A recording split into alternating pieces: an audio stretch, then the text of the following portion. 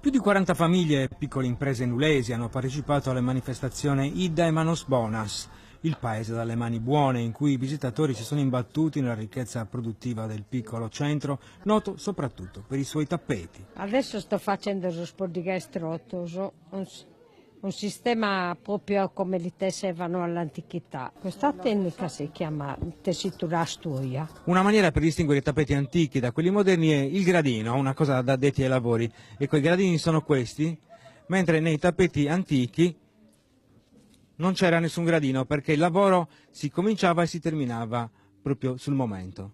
I lavori in lana di pecora, che conservano una tradizione plurisecolare, compaiono alle finestre, prima ancora nelle fasi preparatorie, come quella dell'ordito, al museo dove sono custoditi i lavori premiati. I tappeti d'autore, che sono la collaborazione tra grandi autori e le nostre tessitrici, sono stati fatti in due edizioni.